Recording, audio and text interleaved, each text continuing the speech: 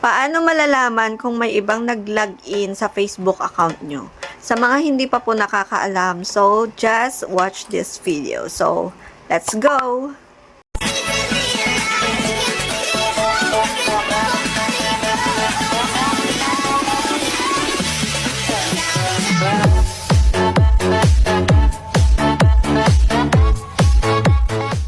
Sa Facebook account po natin, punta tayo dun sa 3 lines, tapos settings and privacy, and then settings.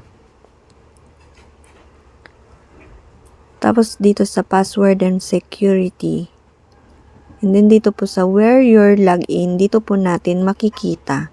So isi all po natin. Dito po natin makikita kung saan nilagin yung account natin and anong device yung ginamit. So para safe po, i-log out of all sessions po natin. So ganun lang po. Thank you for watching and follow for more.